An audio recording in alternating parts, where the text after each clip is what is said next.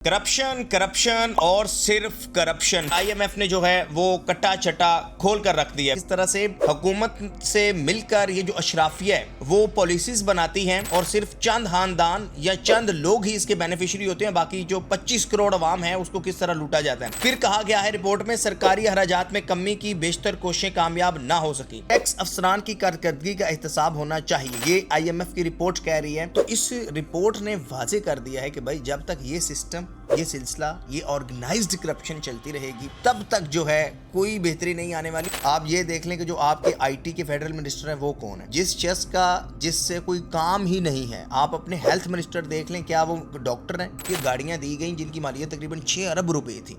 यानी एक ऐसा मुल्क जो कि गरीब है, एक ऐसा मुल्क जहां एफबीआर की कारकर्दगी जीरो है, एफबीआर की कलेक्शंस की अगर आप देखें तो वो जीरो है, उसके अफसरान को 6 अरब की गाड़ियां दे देना। ऐसे मुल्क में जहां हमारे 4 करोड़ से ज्यादा बच्चे स्कूलों से बाहर है, आपके पास ये V8 है, आपकी सैलरी 1 लाख है, 1.5 लाख है, 2 लाख है, तो ये कहां से आई?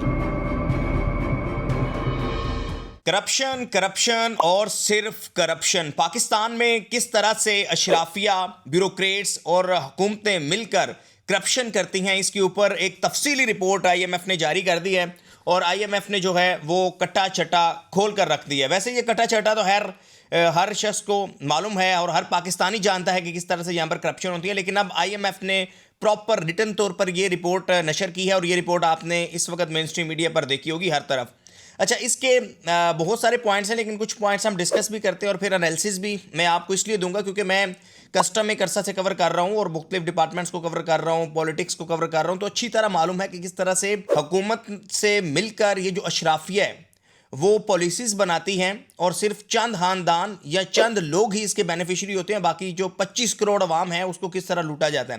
खैर, आईएमएफ ने जो कुछ पॉइंट्स हैं जो मैं 3-4 पॉइंट्स आपको पढ़कर सुना देता हूं। इसमें एक है जी कि पाकिस्तान में जरूरत से ज्यादा रेगुलेशन और रुकावटें हैं। अच्छा, ये टैक्स के हवाले से बात हो रही है और ये वाकई बिल्कुल ठीक है कि अगर आप जाएंगे तो आपको इतने ज़्यादा रूल्स एंड रेगुलेशंस और इतनी ज़्यादा चीज़ों में उलझा दिया जाएगा कि आप कहेंगे यार ये पैसे पकड़ो, ये 2-4-5 रुपए पकड़ो और ये फाइल को पहिए लगो, जैसे मलक रियाज ने कहा था, और बस इससे आगे चलाओ। फिर कहा गया है रिपोर्ट में सरकारी अखराजात में कमी की बेशतर कोशिशें कामयाब ना हो सकी।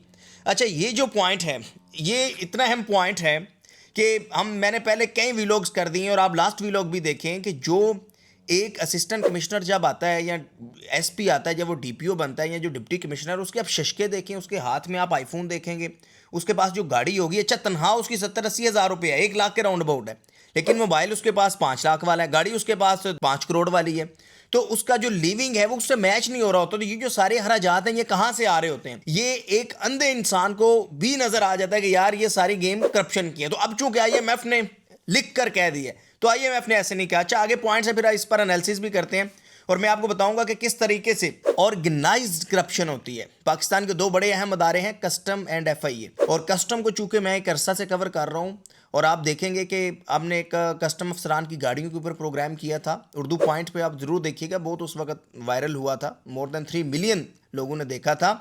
उसमें दिखाई थी कि ये गाड़ियां, यार देखें, ये luxury mark-x, crown, Lexus 570, V8, ये गाड़ियां कस्टम टैक्स अफसरान के इस्तेमाल में थी। अच्छा, खैर, सरकारी अखराजात में कमी की बेशतर कोशिशें कामयाब ना हो सकी, कई वजारतों के अफसरान मुतल्लिका वजारत अमूर के माहिर नहीं हैं। वही बात है जो हम पहले से करते आए हैं, बस 12 पर्चे CSS के दें और आ जाएं, वो डॉक्टर साहब हैं, वो इंजीनियर साहब हैं और वो पुलिस में आ जाएंगे। टैक्स अफसरान की कारकर्दगी का एहतसाब होना चाहिए, ये आईएमएफ की रिपोर्ट कह रही है। और ज़ाहिर उन्होंने पहले इश्यूज कुछ बताए और फिर उन्होंने बताया कि क्या होना चाहिए, तो टैक्स अफसरान की कारकर्दगी का एहतसाब होना चाहिए। अब आप अंदाज़ा इस बात का लगाएं व्यूवर्स के, थोड़ा सा हम कस्टम को ज़्यादा इसके ऊपर डिस्कस कर लेते हैं कि अब मैं आपके नॉलेज के लिए आपको बता रहा हूँ कि कस्टम के जो अब ऊपर वाले ग्रेड 70+ वालों को तो छोड़ दें, उनके तो वारे नहीं आ रहे हैं, वो तो छोड़ दें। मैं आपको ग्रेड 16 वालों का बताता हूँ। आप अभी जाएं और आप देखें कि ये सारे के सारे, अगर कहीं कराची में कोई रह रहा है तो ये अच्छी इनकी लिविंग होगी, डिफेंस जैसे इलाके में रह रहे होंगे, बच्चे इनके ग्रामर स्कूल में, यानी ये एक जो ग्रेड 16 का कस्टम का ऑफिसर है या इसे आप कुछ भी कहें, ये उसका मैं आपको लिविंग बता रहा हूँ। तो होता ये है कि हर वो शख्स जो इम्पोर्ट एक्सपोर्ट से वाबस्ता है اس کو اچھی طرح معلوم ہے کہ کس طرح سے اسپیڈ منی کے طور پر آپ پیسے نہیں دیتے تو آپ کو کنٹینر کلیئر نہیں ہوتا. جو ہمارا ایئرپورٹ ہوتا ہے اس ایئرپورٹس کے اوپر پراپر جو ہے وہ جو شفٹیں ہوتی ہیں اس شفٹوں میں کس طریقے سے کام ہو رہے ہوتے ہیں سب کو اچھی طرح معلوم ہے. اور یہ کسٹم یعنی کسٹم جو کہ بنیادی ٹیکس ریگولیشنز کوئی بھی چیز ملک میں آ رہی ہے اس کے اوپر بنیادی جس کا کام ہے وہ اس طرح سے آرگنائزڈ کرپشن کرے گا. اور ہوتا کیا ہے کہ جو ٹیکس نظام میں جو پیچیدگی ہیں اس پیچیدگیوں کی وجہ سے اور ضرورت سے زیادہ ٹیکس ہونے کی وجہ سے بھی پھر یہی راستہ بتاتے ہیں کہ یار یہاں پر ٹیکس تو اتنا بن رہا ہے تو آپ ایسے نہیں ایسے کر لو. وہ جو کہتے ہیں کہ جی انڈر ٹیبل کچھ کر لیں کچھ ایسا کر لیں. تو اس رپورٹ نے واضح کر دیا ہے کہ بھائی جب تک یہ سسٹم یہ سلسلہ یہ آرگنائزڈ کرپشن چلتی رہے گی تب تک جو ہے کوئی بہتری نہیں آنے والی. اور اس میں یہ بھی بتایا گیا کہ اگر ہم ان چیزوں پر قابو کر لیتے ہیں تو ہمارا جو جی ڈی پی ہے یہ 5 سے 6.5% تک مزید بڑھ سکتا ہے. تو یہ کتنی بڑی اچیومنٹ ہوگی. تو خیر اس رپورٹ کو لے کر اس وقت آپ نے دیکھا ہے کہ ہر طرف اسی کے ہی چرچے ہو رہے ہیں اور اسی پر ہی ڈسکس ہو رہا ہے. جو کہا گیا کہ کئی وزارتوں کے افسران متعلقہ وزارت کے امور کے ماہر ہی نہیں ہیں. تو آپ اپنی ابھی وزارتیں اٹھا کر دیکھ لیں. آپ سندھ میں دیکھیں جو آپ کے جو ہیں وہ جیل کے منسٹر ہیں وہ کون ہیں. آپ یہ دیکھ لیں کہ جو آپ کے آئی ٹی کے فیڈرل منسٹر ہیں وہ کون ہیں. یعنی جس شخص کا جس سے کوئی کام ہی نہیں ہے. آپ اپنے ہیلتھ منسٹر دیکھ لیں کیا وہ ڈاکٹر ہیں. اچھا پھر یہ کرٹیسائز کرتے ہیں جی کہ پاکستان میں ایک عام سی بات ہے نا کہ جی اسٹیبلشمنٹ پر کرٹیسائز کرنا کیونکہ یہ پاپولر ہے. تو آپ کیئر ٹیکر سیٹ اپ میں جو وزارتیں دیکھیں گے تو اس وقت جو آپ کو وزیر نظر آئے گا مجھے سندھ میں جو کیئر ٹیکر ہیلتھ منسٹر تھے وہ ڈاکٹر تھے ڈاکٹر سعد آئی تھنک. تو ہم نے دیکھا ہے کہ جب کیئر ٹیکر کا نظام تھا تو سب بہترین ہو رہا تھا. اچھا یہی ادارے جہاں میں بتا رہا ہوں آپ کو کہ آرگنائزڈ کرپشن جو کرتے ہیں جن کے ایک سپائی سے لے کے اوپر تک ڈی جی لیول تک سب کو پیسے جاتے ہیں اور یہ کوئی ڈکی چھکی بات نہیں ہے سب کو پتہ ہے. تو اب ان کا احتساب ہونا بہت ضروری ہے. اور اس پر فیصل واڈا صاحب نے بھی بڑی کھل کر بات کی. آپ کو یاد ہوگا ایک ہم نے ویلوگ کیا تھا 2-3 ماہ پہلے. ایک وہ ایف بی آر کا آفیسر ہی تھا جس نے نکر پہنی ہوئی تھی اور وہ کراچی میں جناب ایف بی آر کی گاڑی میں جو ہے وہ اپنی کوئی عیاشیاں کر رہا تھا اور پھر وہ بدتمیزی بھی کر رہا تھا. تو جب یہ گاڑیاں دی گئیں جن کی مالیت تقریباً 6 ارب روپے تھی. یعنی ایک ایسا ملک جو کہ غریب ہے ایک ایسا ملک جہاں ایف بی آر کی کارکردگی زیرو ہے. یعنی ایف بی آر کی کلیکشنز کی اگر آپ دیکھیں تو وہ زیرو ہے. اس کے افسران کو 6 ارب کی گاڑیاں دے دینا ایسے ملک میں جہاں ہمارے 4 کروڑ سے زائد بچے اسکولوں سے باہر ہیں. تو سوال تو پھر بنتا ہے. اور حاجی آصف صاحب نے بھی اس پر بار بار وہ بات کر رہے ہوتے ہیں. اب سمجھ نہیں آتی کہ آپ حکومت کا حصہ بھی ہیں تو آپ اتنے آپ کے ہاتھ پاؤں کہاں بندھے ہوئے ہیں کہ وہ بیوروکریسی کے اوپر بات کر رہے ہوتے ہیں. اور بیوروکریسی اور آپ کو جو ہے وہ سیالکوٹ کے ایک ٹیکس آفیسر تھے ان کے حوالے سے بھی پیچھے چل رہا ہے. ان کو گرفتار کیا گیا تھا. آپ کے سامنے ہے یہ سب کچھ. تو یہ کارکردگی ہے ہمارے ٹیکس کے جو افسران ہیں ان کی. اور کتنے بڑے افسوسناک بات ہے اور کتنا بڑا المیہ ہے کہ وہ لوگ جن کا کام ٹیکس کلیکشنز ہیں وہی کہیں نہ کہیں انہی کاموں میں جب انوالو ہیں. یعنی آئی ایم ایف یہ کہہ رہا ہے ٹیکس افسران کی کارکردگی کا احتساب ہونا چاہیے. سرکاری اخراجات میں کمی کی بیشتر کوششیں کامیاب نہ ہو سکی.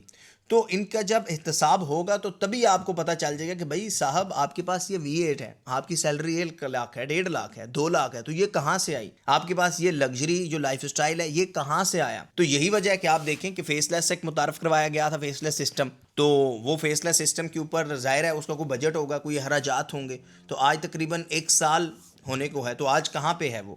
یعنی اس کی کارکردگی رپورٹ بھی سامنے آنی چاہیے نا کہ بھائی فیس لیس سسٹم لگایا گیا تھا تو اس وقت بہت اچھا انیشیٹو تھا. جمیل ناصر صاحب کا چیف کلیکٹر کسٹم تھے.